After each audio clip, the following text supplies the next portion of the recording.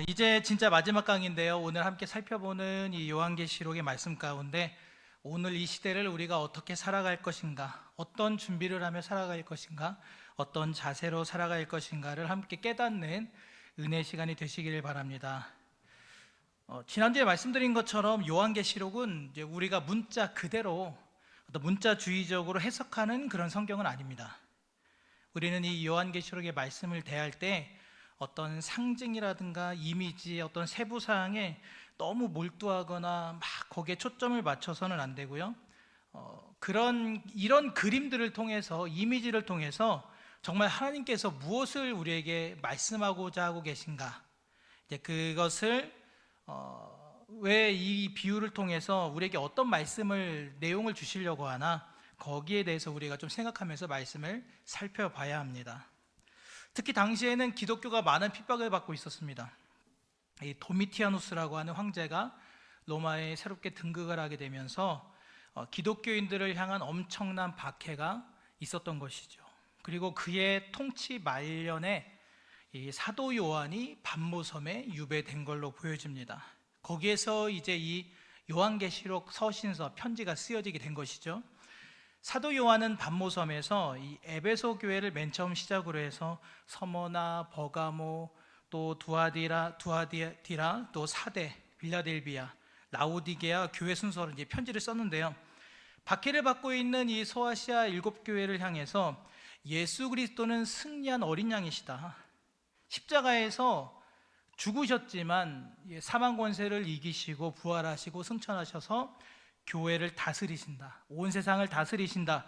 그리스도야말로 이 온 세상의 주인이시고 그가 임금이시다.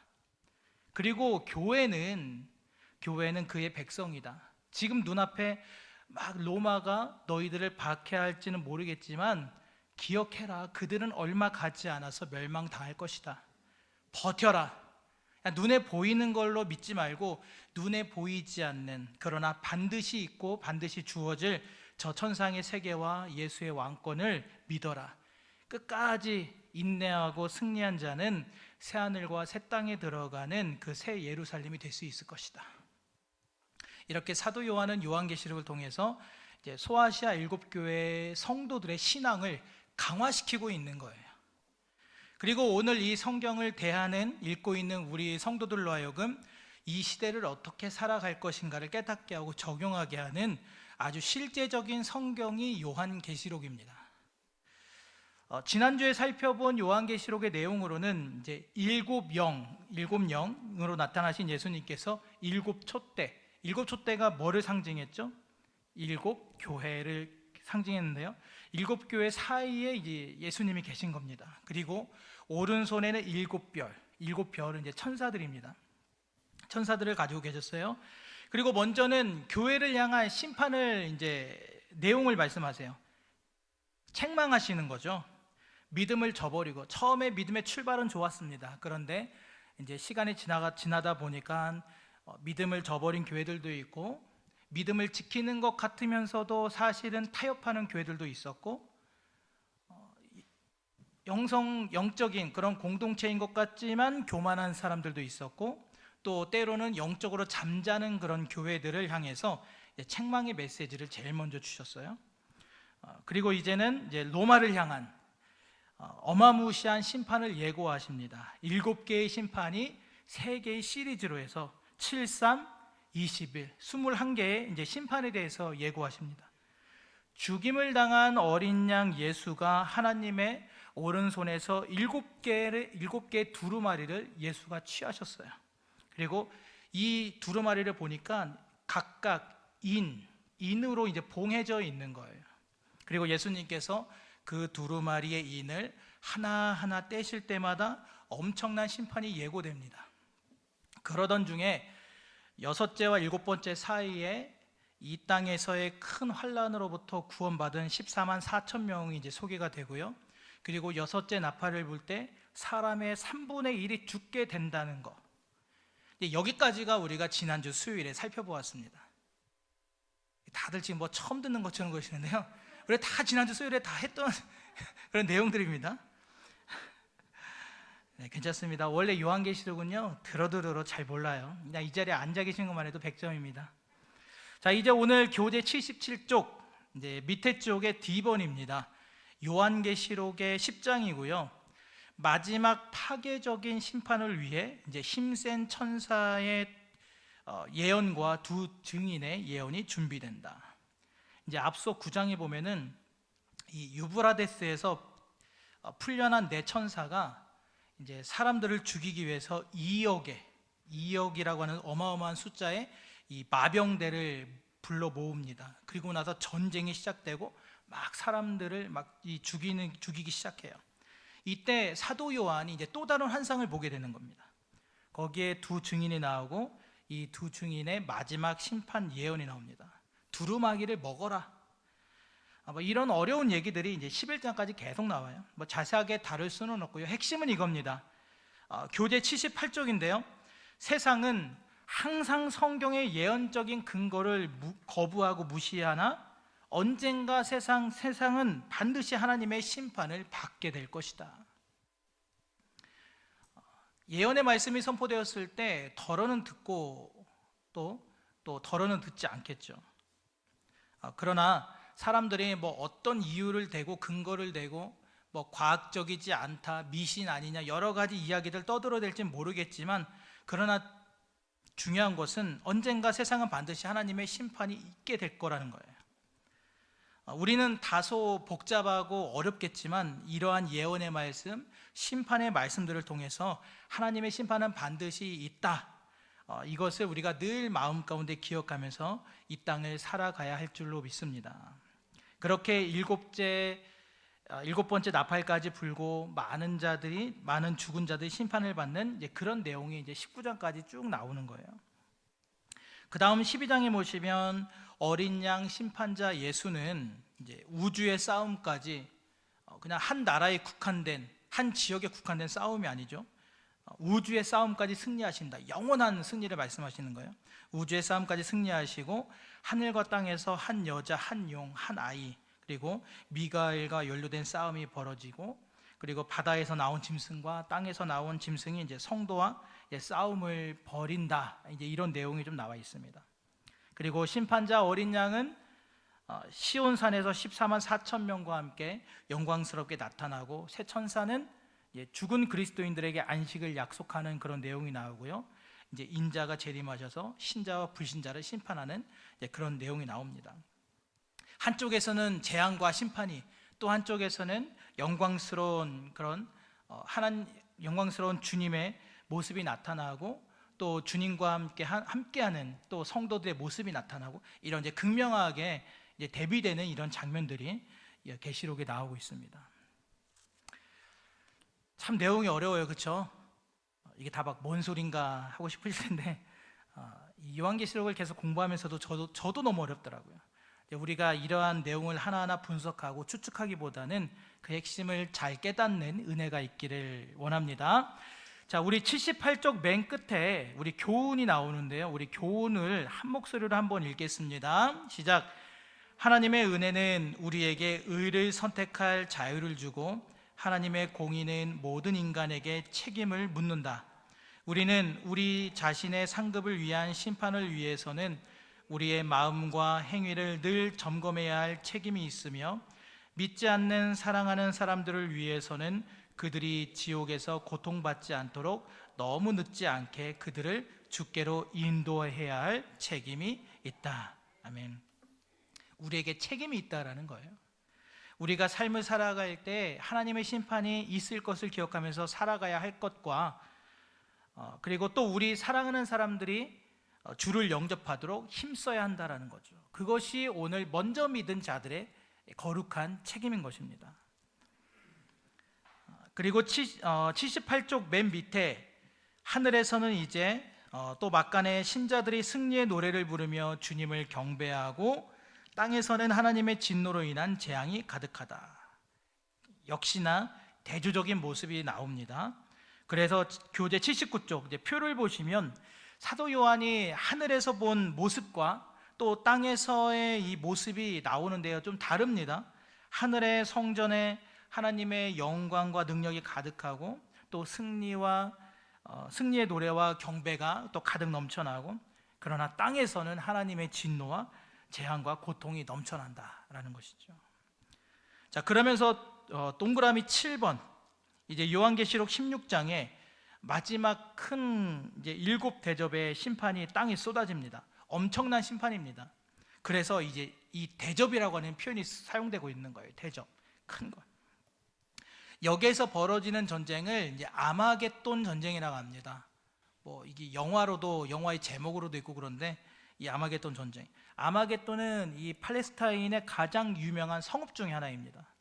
그리고 이집트와 이스라엘과 시리아 그 중간을 연결하고 있는 도시인데, 여기 아마겟돈이라는 장소에서 가장 큰 전쟁이 일어난다라는 거예요. 그래서 아마겟돈 전쟁이라고 합니다.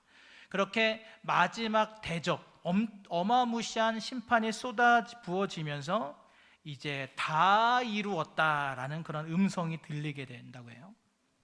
그리고 최후의 큰 지진이 일어나서 만국의 성들과 또 바벨론이 멸망됩니다. 세상에 종말이 오고 60kg나 되는 이 우박이 사람들에게 내려지게 돼요. 여러분, 이게 감이 오십니까? 60kg 우박, 이거 한 알 맞으면 그냥 박살이 나겠죠. 뭐가 됐든지 간에. 여러분, 우리가 믿음을 지키고 살아가다 보면 억울한 일도 많이 당하잖아요. 때로는 불공평한 일들도 당하게 되고, 성도라는 이유로 우리가 참아야 하는 그런 순간들이 참 많습니다. 그러나 결국 하나님께서 우리에게 다 보상하시고 또 악인들에게는 마침내 이 벌을 내리신다라는 거예요. 자, 이제 교재 80쪽을 보세요. 요한계시록의 재앙의 도표가 나오는데요. 이제 7개로 나누어져 있죠. 1, 2, 3, 4, 5, 6, 7. 첫 번째 줄은 이제 두루마리가 7개잖아요. 두루마리의 각 인을 하나씩 뗄 때마다. 그리고 두 번째 줄은 각 나팔을 불 때마다 7나팔. 그리고 세 번째 줄은 각 대접, 7개 대접이 쏟아질 때마다 이제 내려지는 재앙에 대해서 간단하게 이제 도표로 정리되어 있습니다. 한번 참고해 보세요. 그리고 이제 밑에 동그라미 8번을 보시면 이제 바벨론의 심판을 받고 이제 멸망을 하게 됩니다. 7 대접을 가진 7 천사 중 하나가 큰 음녀의 심판, 이제 음란하다, 종교적인 이제 내용으로 쓰인 거죠. 거짓 종교를 말하는 거예요. 거짓 종교의 심판, 거짓 종교의 멸망. 그 음녀들의 정체가 낱낱이 드러나고 심판을 받게 된다. 그렇게 바벨론이 완전히 멸망을 하게 된다라는 거예요. 여기에서의 이 바벨론의 멸망이라는 것은 어떤 정확한 한 국가를 지칭하기보다는 종말에 나타날 적그리스도의 어떤 종교적, 정치적, 경제적 제국을 말합니다. 사람들이 물질에 완전히 우상 심취해가지고 물질을 섬기며 살아갑니다. 그것도 이제 하나의 이제 물질이 우상화된 것이죠. 그런 것을 바벨론이라고 표현하는 거고, 어떤 사람들은 성적인 타락에 심취해 살아갑니다. 그런 사람들을 향해서도 바벨론이라고 표현을 하고 있는 거예요. 결국에는 종말에 나타날 적그리스도의 종교적, 정치적, 경제적 그 체제 제국이 바벨론입니다. 그게 다 무너진다라는 거예요. 자, 기독교인들의 박해는 지금 누가 하고 있습니까? 지금 이제 기독교인들이 엄청 박해를 받고 있잖아요. 도미니티우스라고 하는 사람한테. 그 사람이 어디에 지금 황제입니까? 로마의 황제이죠. 지금 분명히 기독교인들을 박해하는 제국은 로마 제국이에요. 그런데 지금 성경에서 말하고 있는 제국은 어디입니까? 바벨론이죠. 왜 로마가 아니라 이런 바벨론이 멸망한다라고 이야기를 하고 있냐면요, 이 바벨론 제국은 역사적으로 엄청난 문명을 꽃피웠던 엄청난 힘과 권력을 가진 나라로 유명합니다. 그런데 참 재미있는 것은 이들의 역사가 겨우 70년밖에 안 된다는 거예요. 여러분, 한 제국의 역사가 70년이라고 하면 여러분 얼마나 작은 역사입니까? 70년 만에 멸망을 당해요. 마치 벚꽃이 피었다가 바람 한번 불고 비 한번 내리면 우수수 떨어지는 것처럼 바벨론이 70년 동안은 아름답게 확 꽃을 피웠다가 확 사라져버리고 없어져 버리는 그런 모습을 지금 이제 비유하고 있는 것이죠. 바벨론이 70년 만에 멸망하게 된 것은 페르시아가 바벨론을 이제 잡아 먹어버립니다. 그래서 바벨론을 멸망시켜요. 그 역사를 비유한 겁니다. 벚꽃처럼 확 피었다가 금세 사라져버릴 제국이 바로 로마라는 것입니다. 로마도 하나님 앞에서는 그 정도밖에 안 된다라는 거예요. 그래서 바벨론이라고 지금 비유해서 표현하고 있습니다. 그리고 교재 81쪽, 바벨론의 멸망을 기뻐하고 바벨론의 멸망이 끝났을 때 힘센 천사가 맷돌을 바다에 던지는 것으로 끝납니다. 바벨론이 멸망했다라는 사실에 하나님을 찬양하고 또 주의 통치하심과 어린 양의 혼인잔치로 막 즐거워하는 그런 내용이 또 나오고요. 이제 이러면서 예수님의 재림이 이제 드디어 시작되는 겁니다. 81쪽 3번을 보시면 주께서 이 땅에 돌아오셔서 통치하시며 흰 보좌에서 마지막 심판을 하세요. 예수님께서 재림하심으로써 짐승과 거짓 선지자들은 이제 불못에 던져지게 되고 사탄은 무적행에 결박이 되고 반면에 순교자들은 상을 받고 또 예수와 함께 1000년 동안 왕노릇을 하게 된다. 이런 내용입니다. 이 내용을 이제 1000년 왕국이라고 합니다. 1000년 왕국. 요한계시록 20장에 보면 이 1000년 왕국에 대해서 나옵니다. 이제 드디어 이제 지금까지도 골치 아팠는데 더 골치 아픈 이야기가 이제 나옵니다. 그림만 보셔도 지금 그 그림 보이시죠? 이게 도대체 뭐야? 일일이 뭐 다 공부하실 거는 없고요. 간단하게 설명드리겠습니다. 자, 밑에 보시면 이제 천년 왕국에 대해서 다양한 견해가 이제 그림으로도 나옵니다. 무천년설이 먼저 나오죠. 무천년설 땡땡. 문자적인 천년, 이 천년 왕국, 이 천년의 시간이라는 것이 그게 꼭 문자적인 천년이 아니다. 현재 신자의 죽은 영혼이 올라가서 그리스도와 함께 통치하는 지금이 천년이다. 문자적인 천년의 시간은 이제 믿지 않는 거죠. 그리고 그리스도인들은 이제 대환란을 겪게 되고 예수님께서 재림하신 후에는 이제 우리가 들려 올라가는 휴거가 될 거고 그리고 마지막 심판이 있을 거다. 이게 무천년설이에요. 그 다음 교재 82쪽 후천년설. 후천년설은 이 환란은 로마 시대 때 이미 끝났다. 과거에 이미 그건 다 끝난 거다. 대환란은 없다. 이미 옛날에 다 해버렸다. 그리고 지금이 천년왕국이고 예수 그리스도가 재림하고 이제 휴거를 함으로써 끝난다. 이게 후천년설인데요. 이 내용은 가장 지지받지 못하는 가장 약한 설입니다. 그 다음 전천년설. 전천년설은 두 가지가 있어요. 역사적 전천년설, 세대주의적 전천년설.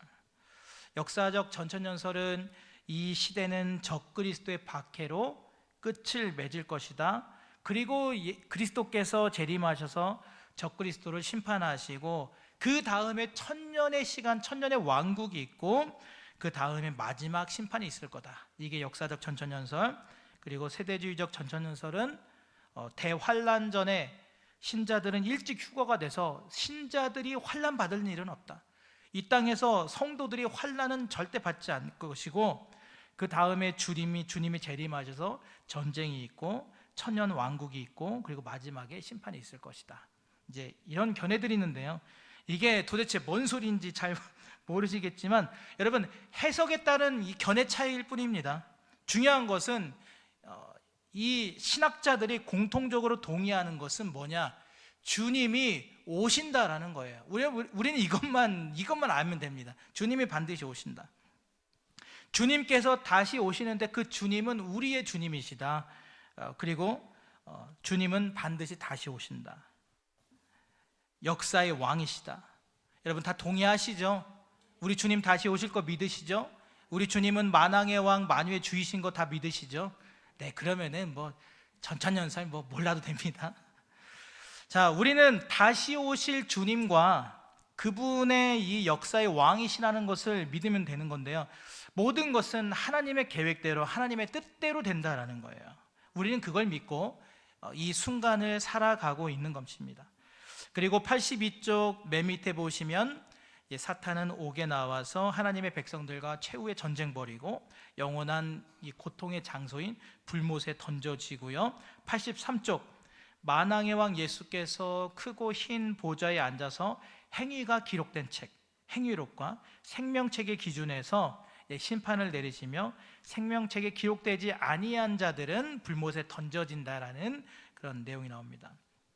여러분, 우리를 포함한 모든 인간은요, 행위에 따라 심판을 받는다라는 사실을 깨닫고 우리는 순간순간을 살아가야 할 줄로 믿습니다.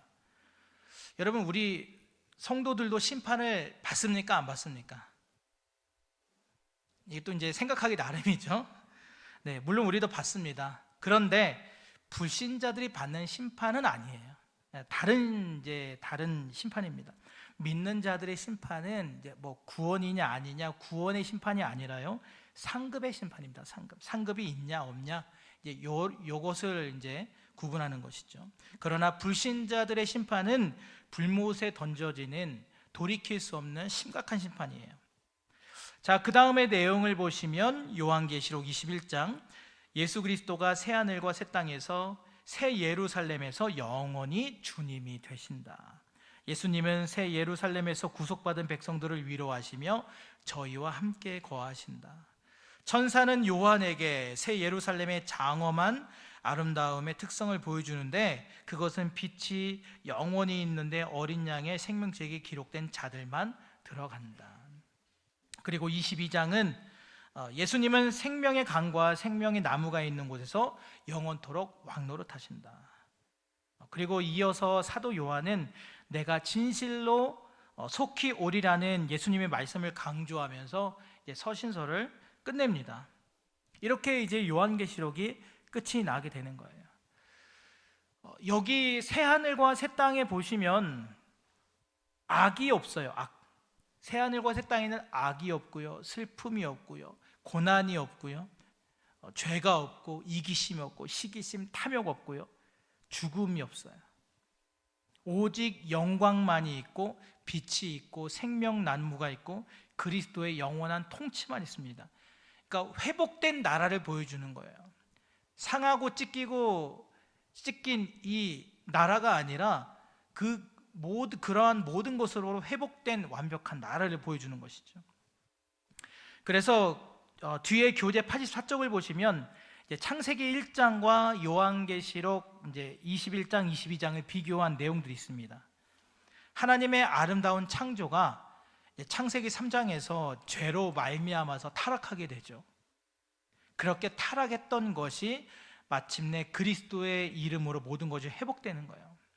성경이 맨 처음 시작된 창세기에서 하나님의 아름다운 창조가 인간의 죄로 인하여 죄로 물들었고 무너졌고 상했고, 그것이 성경의 맨 마지막 요한계시록에서 회복되는 것이죠. 회복이 돼서 새 하늘과 새 땅이 나오는 거예요. 그래서 창세기 1장 3장과 요한계시록 21장 22장을 비교해서 보시면은 참 재미있는 여러 가지 사실들을 우리가 새롭게 깨닫게 됩니다. 이거 사도 요한은 맨 끝에서 아멘 주 예수여 오시옵소서 아멘으로 화답하면서 서신서를 이제 끝내게 됩니다. 참 어려운 성경입니다. 요한계시록의 핵심적인 내용은 오늘을 살아가고 있는 이 믿음을 가진 신자에게 너무 희망이 되고 소망이 되는 은혜의 말씀이지만, 이 시대적인 배경을 우리가 고려하지 않을 수가 없죠. 시대적인 배경 속에서 그 성경이 쓰여진 또 그 문학적인 성격이, 장르가 예언서의 성격을 가지고 있기 때문에 우리가 성경을, 이 은혜스러운 말씀을 한 번에 딱 읽고 이해하기로는 참 어려운 성경인 것이죠. 지난주에 말씀드린 것처럼 요한계시록과 다니엘서는 이 장르적으로 예언서이기 때문에 참 비슷한 이 비유적인 표현과 그런 내용이 참 많습니다. 이건 사실 의도가 있는 거예요. 의도적인 겁니다. 왜냐하면 사도 요한이 이 다니엘서에서 나오고 있는 그런 이미지들을, 그림들을 많이 가지고 와서 지금 이 요한계시록을 썼기 때문입니다. 여러분, 요한계시록은 편지잖아요. 편지. 반모섬에서 보여주시는 대로, 깨닫게 하시는 대로 이제 쓴 편지잖아요. 사도 요한이 주님이 환상을 보여주시는 대로 이제 소아시아 7교회에게 이제 보내는 편지가 요한계시록이에요. 그런데 이 환상들이 막 뜬금없이 갑자기 막 나타나는 게 아니에요. 주님께서 사도 요한에게 이 환상을 보여주실 때 이 환상 속에 숨어있는 어떤 메시지들을 여러분 요한이 깨달아야 이 교회들에게 전할 거 아니겠습니까? 여러분, 제가 이 자리에서 지금 이 내용을 이해하지 못하고 강의를 할 수 있을까요, 없을까요? 물론 제가 100% 완벽하게 제가 이 성경을 쓴 사도 요한이 아니기 때문에 할 수는 없겠지만 제가 최대한으로 이해하고 이해하는 대로 지금 설명을 해드리고 있는 거예요. 사도 요한도 마찬가지입니다. 주님이 결국에는 이 환난을 당하고 있는 이 소아시아 7교회에게 주님께서 뭔가 메시지를 주기 위해서 사도 요한을 통해서 지금 이 편지를 쓰고 계시는데, 사도 요한이 전혀 이해하지 못하는 그런 내용들을 사도 요한이 듣게 되면 어떻게 하겠습니까? 이걸 어떻게, 뭔 내용이지? 이걸 어떻게 저들한테 전하지? 전하지 못할 거 아니겠어요? 사도 요한이 이해하지 못하는 것들을 7교회들에게 편지를 쓸 수가 없는 거예요. 그래서 사도 요한이 이미 알고 있는 개념들, 이미 이해하고 있는 사실들, 잘 알고 익숙하게 알고 있는 이미지들로 주님께서 사도 요한에게 환상으로 보여주고 계시는 겁니다. 자, 그러면 사도 요한이 가장 익숙한 책들이 무슨 책들일까요? 구약 성경이겠죠. 구약 성경. 특히 사도 요한은 혈통적으로 유대인이었습니다. 유대인들은 성경을 통달하는 사람들이잖아요. 아끼고 사랑하는 사람들이잖아요. 유대인이었기 때문에 구약 성경에 나타나 있는 여러 가지 많은 내용들, 그리고 특별히 예언서에 대해서 사도 요한이 되게 잘 알고 있었던 거예요. 이 다니엘서에 대해서. 그래서 주님은 다니엘서에 나타나 있는 여러 이미지들을 환상으로 사도 요한에게 보여주시면서 그것을 사도 요한으로 하여금 깨닫게 하셨던 겁니다. 그렇게 환상 계시를 사도 요한에게 주셨던 거예요.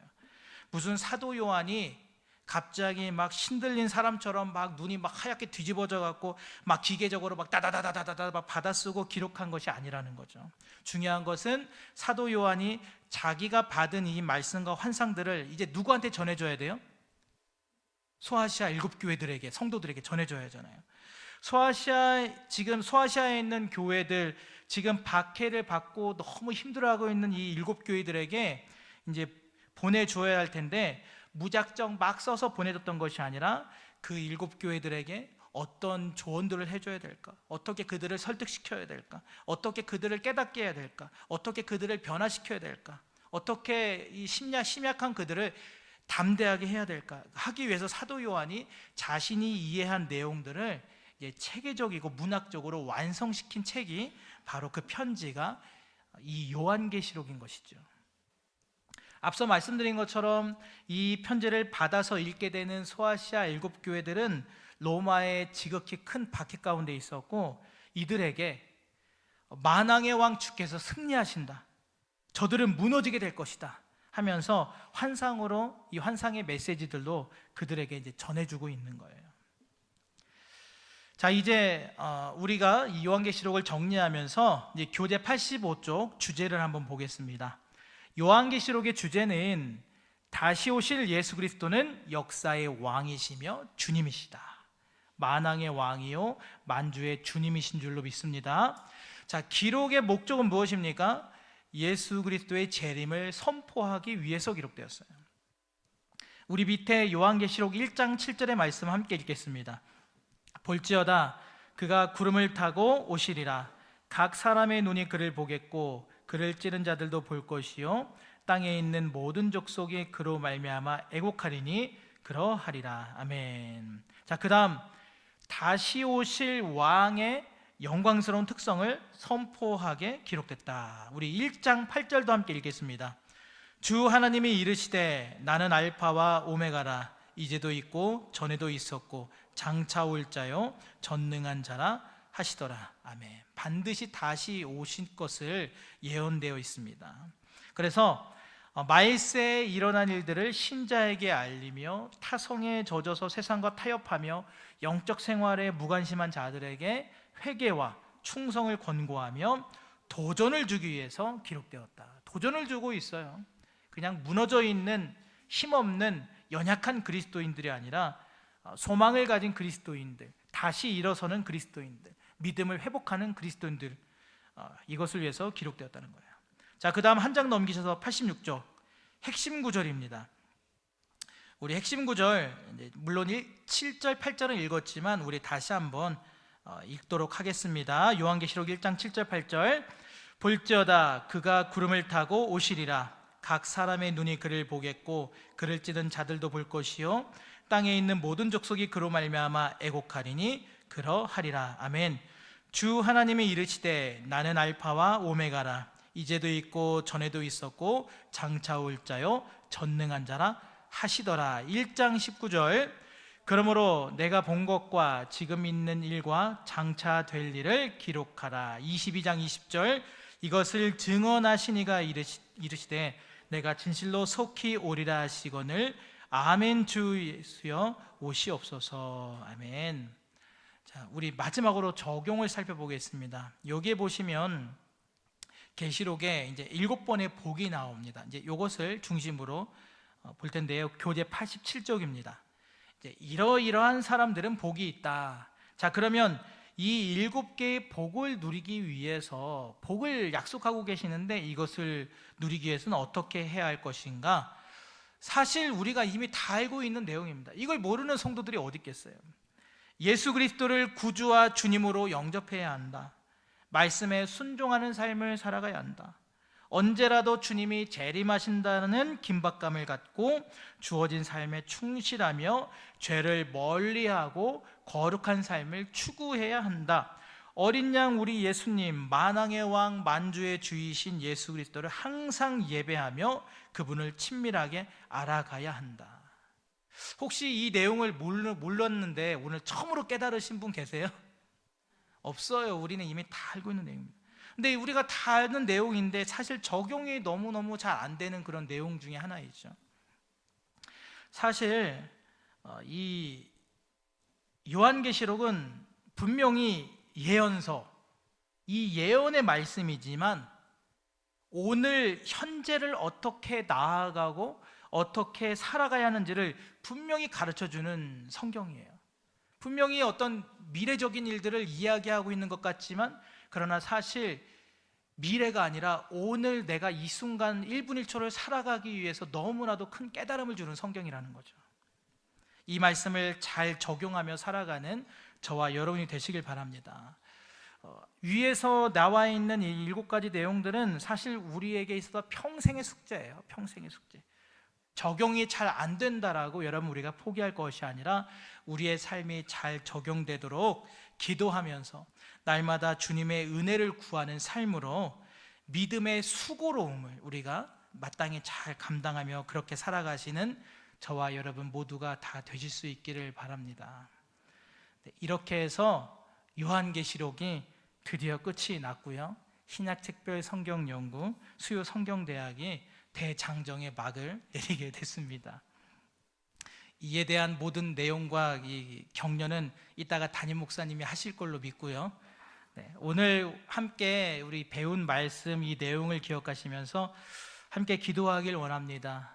주님, 오늘 우리가 살아가는데 너무나 중요한 그 메시지와 말씀들이 이 요한계시록에 있는데 하나님, 우리가 다시 오실 주님, 또 만왕의 왕 주님 되신 그 주님을 우리가 끝까지 믿음으로 그분을 섬기고 예배하면서 이 땅 가운데서 믿음의 수고로움을 감당하며 잘 살아가게 하여 주시옵소서. 다시 오실 주님이라고 해서 우리가 막연하게 생각하는 것이 아니라 오늘 내가 이 순간을 어떻게 살아가야 하는지 주님 깨닫게 하시고 삶에서 적용하면서 그 주님을 바라보고 소망하며 살아가게 하여 주시옵소서. 이 시간 간절한 마음으로 기도하며 나아갑니다.